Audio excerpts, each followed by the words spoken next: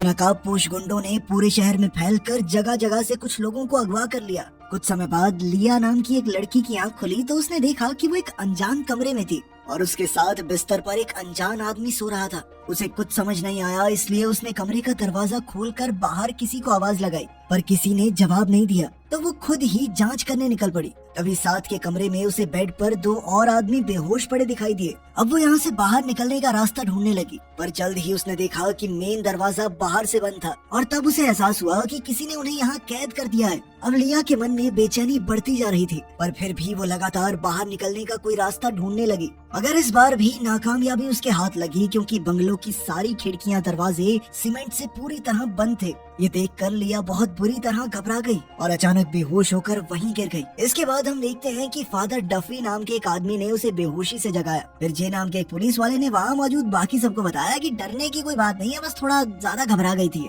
तब लिया ने उठकर देखा कि उसके अलावा वहाँ 6 और लोग मौजूद थे। तभी अचानक स्पीकर से एक अजीबोगरीब आवाज आई, जिससे वो सभी घबरा गए। इस आवाज का नाम था वॉचर और उसने कहा कि उन सभी को अगवा करके यहाँ लाया गया है। अब वो उन सब पर एक एक्सपेरिमेंट करेगा, साइंस के लिए नहीं, बस मजे के लिए। उसने बताया कि बंगले के अंदर 75 कैमरे और माइक लगे हुए हैं, जिसके जरिए वो उन सब पर नजर रखेगा और आखिर में जो जिंदा बचेगा उस इंसान को $5 मिलियन यानी लगभग 43 करोड़ रुपए मिलेंगे। ये सुनकर उन सब ने घबराहट में बातचीत शुरू कर दी, क्योंकि उन्हें लग रहा था कि ये जरूर एक बेकार सा मजाक है। जे कहने लगा कि मुझे लग रहा है ये कोई गेम है, और ये कहकर उसने अपनी बंदूक बाहर निकाल ली। उसने कहा कि वॉचर ने अगवा करते समय उसकी बंदूक नहीं छीनी, जिसका मतलब ये है कि वॉचर खुद चाहता है कि कोई इंसान यहाँ से जीत कर जाए। तब शोना ने कहा कि जे के पास बंदूक होने की वजह से वो दूसरों पर धौंस नहीं जमा सकता, लेकिन फिर फादर डफी और फ्रांसिस नाम के एक आदमी ने बीच में आकर उन्हें रोक दिया। उसी पलों में फ्रांसिस ने कहा कि वॉचर उन सबको एक दूसरे की जान लेते हुए देखना चाहता है। जे भी उससे सहमत था,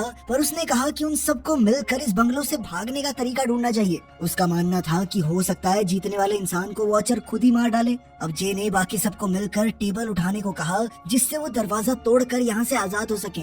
मगर बदकिस्मती से उन सबकी ये कोशिश नाकाम रही, जिस वजह से वो सब काफी निराश हो गए। लेकिन जे अब भी चैन से बैठने वाला नहीं था, इसीलिए उसने खिड़कियों पर गोलियां चला दी, लेकिन वो सीमेंट की दीवार को पार नहीं कर पाई। आखिरकार जे ने सबको अलग अलग दिशाओं में जाकर यहाँ से निकलने का रास्ता ढूंढने को कहा। कुछ देर बाद जे बेसमेंट में पहुँचा तो उसने देखा कि यहाँ की जमीन थोड़ी कच्ची थी। अब उसने पूरे जोश में आकर एक स्टील रॉड से वहाँ जमीन खोदी, पर जल्द ही उसने देखा कि जमीन के नीचे भारी भरकम मेटल की परत थी। आखिरकार उसका ये प्लान भी चौपट हो गया। वहीं दूसरी ओर हम देखते हैं कि शोना ने क्लेयर को सबकी मदद करने की बजाय शराब पीते देखा, जिसके बाद उन दोनों में बहस शुरू हो गई। जल्द ही दोनों हाथापाई पर उतर आई तो जे ने ऐन वक्त पर आकर क्लेयर के हाथ से ग्लास छीन लिया। फिर उसने बाकी की शराब भी एक लॉकर में रख दी, क्योंकि उसका कहना था कि यहाँ से निकलने का रास्ता ढूंढने के लिए उन्हें अपने होशो हवास में रहना चाहिए। इसके बाद कुछ खिलाड़ी आपस में $5 मिलियन के इनाम के बारे में बातचीत करने लगे, क्योंकि असल में उन सबको पैसों की सख्त जरूरत थी। लेकिन फादर डफी इस बात के बिल्कुल खिलाफ था, क्योंकि इसका मतलब ये था कि वो सब एक दूसरे की जान लेने की सोच रहे थे। जे का भी यही मानना था, इसलिए उसने कसम खाई कि वो किसी को एक दूसरे की जान नहीं लेने देगा। तभी अचानक उन्हें किचन से एक अजीबोगरीब आवाज सुनाई दी, तो वो उसकी जांच करने वहाँ पहुँचे। वहाँ उन्हें एक मशीन दिखाई दी, जिसमें उनके लिए खाना आया था, पर खाने के नाम पर उसमें सिर्फ चिकन और आलू थे। अब उनके पास कोई चारा तो था नहीं, इसलिए उन सब ने इसे बराबर हिस्सों में बांटकर खाने का फैसला किया। जे ने सबको अपना अपना हिस्सा उठाने को कहा, लेकिन एल्बी ने लालच में आकर पूरी प्लेट भर ली। तब जे ने गुस्से में उसके हाथ से खाना छीन लिया। खैर, खाना खाते हुए शोना ने बताया कि वो एक ड्रग डीलर है और उसने सभी को अपने पैर में बंधा मॉनिटर दिखाया। दरअसल वो पैरोल पे बाहर थी, लेकिन अपने घर से बाहर नहीं निकल सकती थी। उसने कहा कि अगर वो जल्द से जल्द इस बंगलों से नहीं निकली तो जेल अथॉरिटीज को लगेगा कि वो भाग गई और फिर उसे वापस जेल जाना पड़ेगा। लेकिन इस पर फादर डफी ने कहा कि ये तो बहुत अच्छी बात है, जल्द ही पुलिस तुम्हारी लोकेशन ट्रेस करने की कोशिश करेगी और फिर वो हमें बचा सकते हैं। खैर, फिर डिनर के बाद जे और फादर डफी ने ड्रॉ के जरिए सबको कमरे देने का जिम्मा उठाया।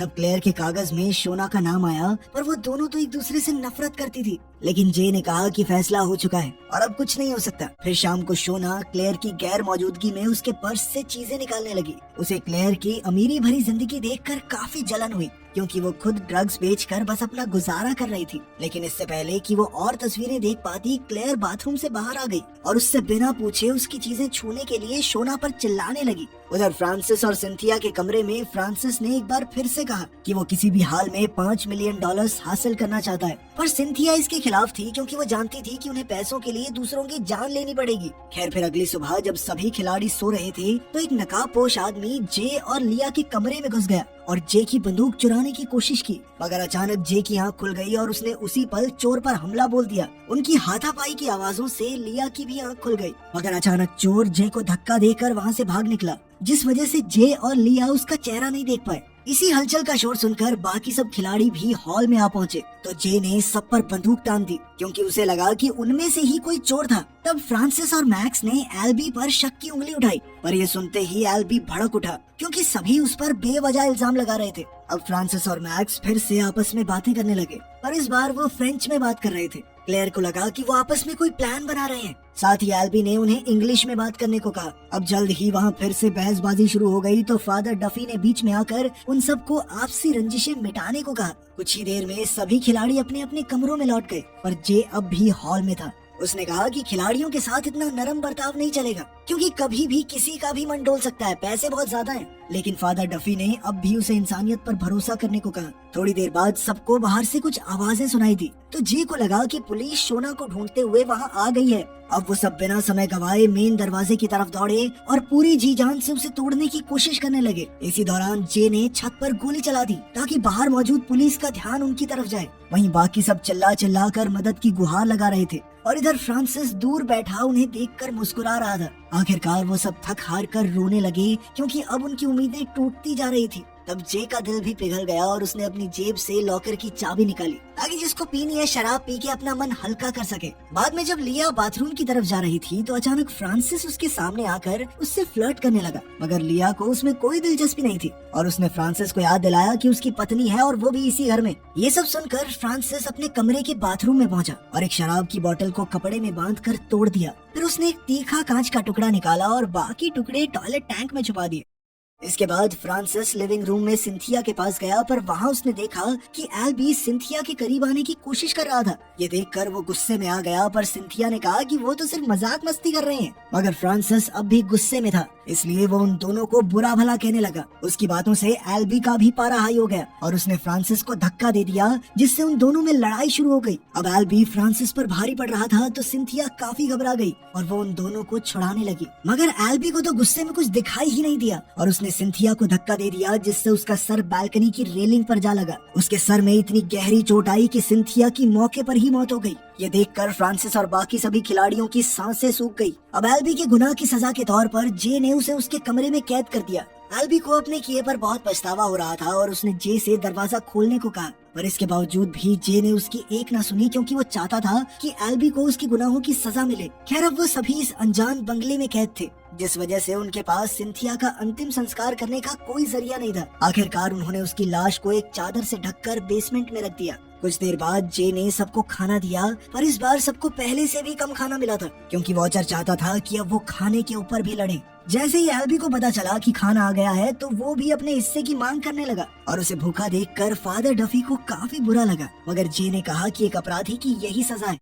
अब एल्बी की लगातार चीखें सुनकर सब परेशान हो चुके थे तो लिया ने एल्बी को अपने हिस्से का खाना दे दिया। हालांकि ये जे की मर्जी के खिलाफ था, पर फिर भी वो एल्बी को खाना देने को तैयार हो गया। फिर उसने दरवाजा खोलकर एल्बी को एक छोटा सा आलू दिया, जिससे एल्बी बहुत गुस्से में आ गया। खैर जे वापस टेबल पर लौट आया, पर उसने देखा कि फादर डफी वहाँ मौजूद नहीं था। जल्द ही वो समझ गया कि फादर एल्बी को और खाना देने गया है, तो जे भी तुरंत एल्बी के कमरे की तरफ भागा। आखिरकार उसका शक सच निकला क्योंकि फादर ने दरवाजा खोलकर एल्बी को आजाद कर दिया था। एल्बी तो गुस्से से इतना भरा बैठा था कि उसने बाहर आते ही स्टील रॉड से जे को बुरी तरह पीटना शुरू कर दिया और तब तक पीटा जब तक उसकी मौत नहीं हो गई। कुछ ही पलों में एल्बी को अपने किए का एहसास हुआ, पर अब बहुत देर हो चुकी थी, इसलिए वो तुरंत वहाँ से भाग गया। फादर डफी ने जे की मदद करने की कोशिश की, पर बदकिस्मती से उसकी जान नहीं बच सकी। अपनी आखिरी सांस लेने से पहले जे ने अपनी बंदूक फादर के हवाले कर दी क्योंकि जे को उस पर सबसे ज्यादा विश्वास था। फिर अगली रात बचे हुए 7 खिलाड़ियों ने देखा कि आज मशीन में ज्यादा खाना आया था और साथ ही एक नोट था जिस पर लिखा था कि उन्होंने वॉचर का अच्छा मनोरंजन किया। तब फ्रांसिस ने तुरंत ढेर सारा खाना उठा लिया तो फादर डफी ने उसे रोका। इस पर फ्रांसिस ने कहा कि वो तो एल्बी के हिस्से का इनाम उठा रहा है क्योंकि उसने ही जे को मारने का काम किया था। अब वो सीधा एल्बी के कमरे में पहुंचा तो एल्बी तुरंत अपने किए की सफाई देने लगा क्योंकि उसे लगा कि फ्रांसिस अपनी पत्नी की मौत का बदला लेने आया है। मगर फ्रांसिस ने कहा कि भाई मैं तो तेरे लिए खाना लेके आया हूँ। खाना लेकर एल्बी को और पछतावा हुआ और उसने सिंथिया की जान लेने के लिए फ्रांसिस से माफी मांगी। इस पर फ्रांसिस ने बिल्कुल दुख न जताते हुए कहा कि कोई नहीं भाई, क्या हो गया, मर गई, तूने जान के थोड़ी मारा है। वहीं दूसरी ओर मैक्स एक कोने में छुपकर तेजी से ढेर सारा खाना खा रहा था। कुछ ही पलों बाद फादर डफी और लिया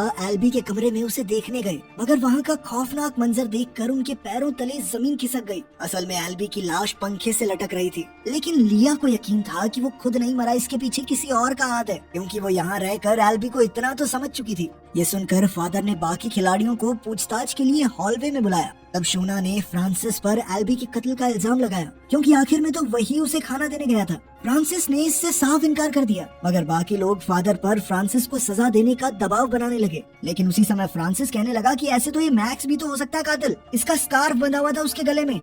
फिर शाम को हम देखते हैं कि फ्रांसिस अपने कमरे में अकेला सिंथिया की लिपस्टिक लगा रहा था। इसके बाद वो अपने कपड़े उतार कर नाचने लगा जैसे कोई साइको हो। वहीं दूसरी ओर शोना क्लेयर के बैग में फिर से छानबीन कर रही थी तो उसे एक महंगा सा नेकलेस मिला। शोना को हमेशा से महंगी चीजों की चाह थी, इसलिए शोना ने उसे पहनकर देखा, पर उसी पल क्लेयर ने उसे रंगे हाथों पकड़ लिया। एक बार फिर दोनों में जबरदस्त बहसबाजी शुरू हो गई। क्लेयर ने कहा कि वो उसके गहने चुराने की कोशिश कर रही थी, पर शोना अपनी गलती मानने को तैयार नहीं थी। तब अचानक क्लेयर ने गुस्से में आकर उसे तमाचा जड़ दिया और फिर दोनों में हाथापाई शुरू हो गई। खैर कुछ समय बाद जब शोना खुद को शांत करने के लिए सिगरेट पी रही थी तो पीछे से क्लेयर ने पेचकस से हमला करके उसकी बेरहमी से हत्या कर दी। वहीं दूसरी ओर फ्रांसिस लिया के बाथरूम में जा पहुंचा जहां वो अपना मुंह धो रही थी। इसी का फायदा उठाते हुए फ्रांसिस ने दीवार से लैंप उठाकर उसे सिंक में फोड़ दिया, जिससे लिया को बिजली का जोरदार झटका लगा। उधर किचन में फादर डफी ने मैक्स से कहा कि उन्हें जिंदा बचने के लिए मिलकर काम करना होगा क्योंकि उसे सिर्फ मैक्स और लिया पर ही भरोसा है।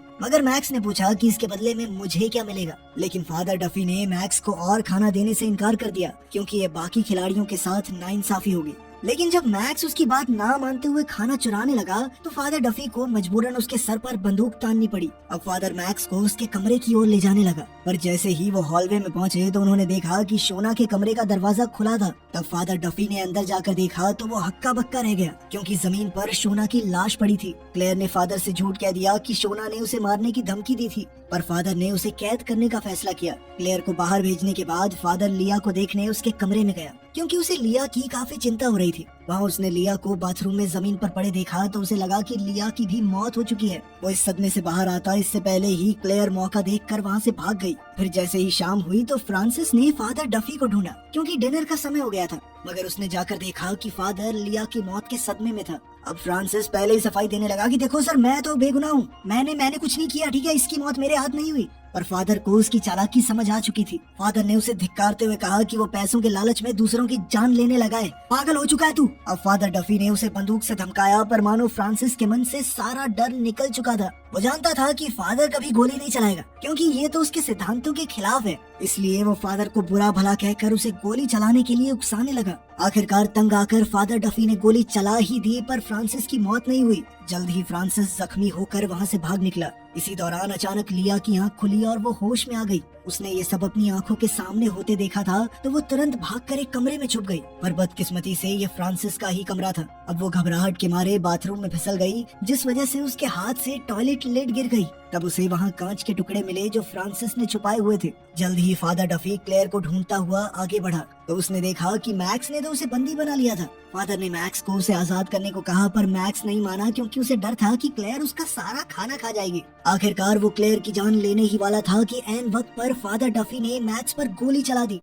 इसके बाद फादर को अपने किए पर काफी पछतावा हुआ और उसने भगवान से अपने गुनाहों के लिए माफी मांगी, मगर वो ये नहीं जानता था कि फ्रांसिस उसके पीछे है। अचानक फ्रांसिस ने जोरदार वार करके फादर की पीठ में कांच का टुकड़ा घोंप दिया। उसी समय फ्रांसिस ने बंदूक उठाकर क्लेयर को गोली मार दी और फादर डफी को भी मौत के घाट उतार दिया। अब फ्रांसिस को लगा कि वो घर में अकेला बचा है, यानी वो इस खेल का विजेता है, तो वो खुशी में अपनी जीत का जश्न मनाने लगा। फिर उसने वॉचर से अपने इनाम की मांग की, पर तभी अचानक लिया ने गलती से टॉयलेट सीट तोड़ दी, जिससे फ्रांसिस को पता चल गया कि उसके अलावा भी घर में कोई जिंदा है। अब वो जल्दी से आवाज की दिशा में भागा और उसने लिया को अपने कमरे से बाहर आते देखा। लिया को जिंदा देखकर वो हैरान रह गया। अब उससे बचने के लिए लिया सबसे दूर वाले कमरे के बिस्तर के नीचे जा छुपी। जल्द ही फ्रांसिस ने उसे ढूंढ निकाला और उसे लिया की लाचारी देखकर बहुत मजा आ रहा था। अब उसने लिया को खींचना शुरू किया, पर लिया भी हार मानने वाली नहीं थी, इसलिए उसने टॉयलेट टैंक से निकाला हुआ कांच का टुकड़ा फ्रांसिस की टांग में घोंप दिया। अब वो छिपने की जगह ढूंढने के लिए ऊपर दौड़ी,